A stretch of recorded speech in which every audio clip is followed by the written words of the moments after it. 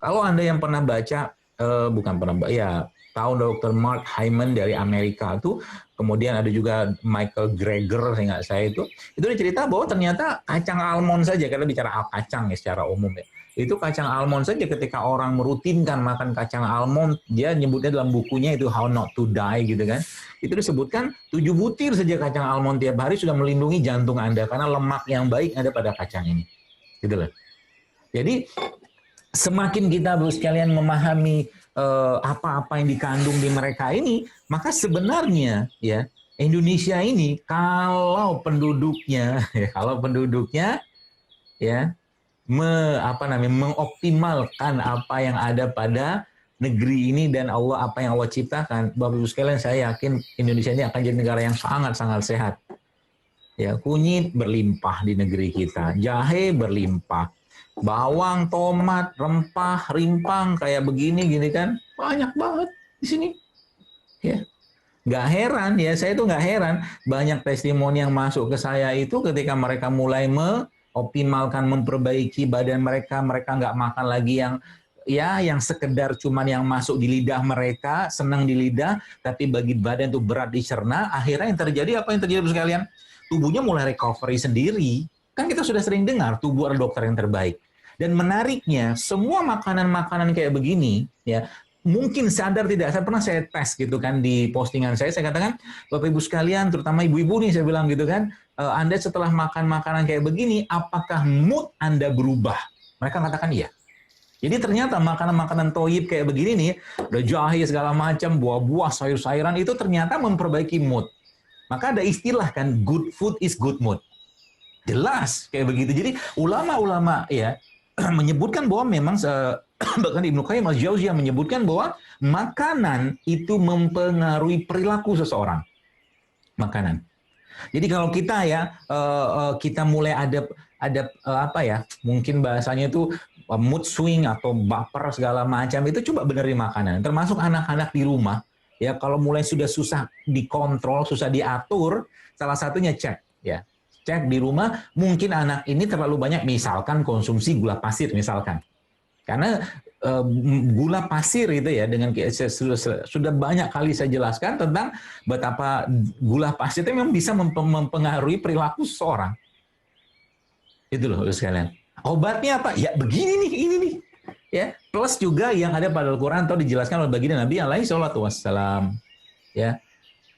Mungkin Anda yang pernah baca postingan saya ya, ini banyak sekali Bapak sekalian, ibu-ibu ya yang hamil ya, menggunakan ini aja nih, kunyit, serai, sama jeruk nipis, coba, modal 3 itu doang.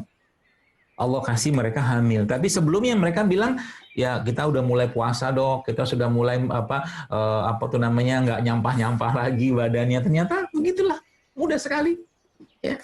Subhanallah, jadi imun. Jadi makanan-makanan, tadi saya jelaskan di awal tadi, makanan-makanan yang tidak baik pada akhirnya akan menyebabkan perubahan perilaku pada diri seseorang. Makanan yang tidak baik. Terlalu tinggi karbohidrat, terlalu tinggi gulanya, terlalu tinggi banyak bahan-bahan penyedap segala macam yang sifatnya sintetik, soon or later, gitu kan, cepat atau lambat akan mempengaruhi perilaku seseorang. Ya. Orang tua kita zaman dulu biasanya makannya simpel-simpel aja lah.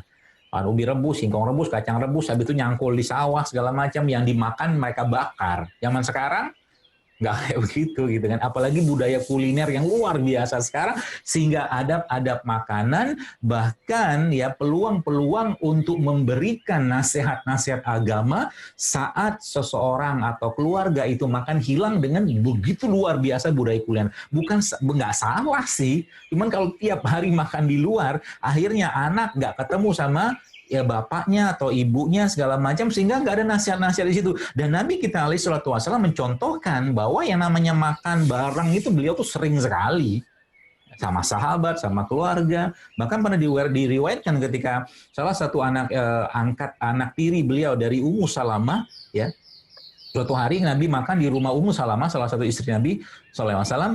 Kemudian anaknya Ummu Salamah ini dari suami yang sebelumnya, yaitu Abu Salamah yang meninggal, itu ngambil makanan gitu kan, ngambil makanan, semua diambil semua. Lalu Nabi menasehati dia, bukan dilarang. Ya Nabi bilang ya gulam, wahai anak gitu kan, wahai anakku gitu seperti itulah. Kalau kau lagi makan maka ambillah makanan yang paling dekat sama dirimu gitu. Dan jangan ambil yang jauh dan jangan ambil semua, ambillah secukupnya gitulah nasihatnya kurang lebih. Itu kan adab terus kalian.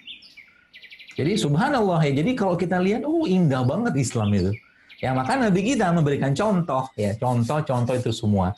Dan apa-apa yang sudah dimakan oleh bapak moyang kita, yaitu Nabi Adam alaihissalam, ya di surga itu sebagian Allah turunkan atau ciptakan di bumi. Contoh kita jahe kan di surga ada sungai jahe atau mata air dari jahe. Maka di dunia Allah ciptakan jahe, karena jahe di surga tentunya tidak akan sama. Di surga ada madu, ya maka madu sekalian minumannya penghuni surga. Ya, di surga ada susu, tapi bukan susu kemasan. Ya, susu bagus dikonsumsi, tapi kalau bicara tentang susu kemasan, kalau saya pribadi lebih memilih untuk susu fresh, ya susu yang betul-betul diambil dari peternakan yang sehat, ya. Yang kita mungkin di Indonesia saya nggak tahu ada apa tidak, tapi peternakan seperti ada New Zealand itu, di New Zealandia baru ya, yang grass fed, sapinya makan rumput, gitu loh. Kenapa? Karena kalau sudah masuk berbagai bahan-bahan yang digunakan untuk memperbanyak susu sapinya, ya dengan hormon segala macam, otomatis susunya juga akan penuh dengan hormon. Ya, seperti itulah.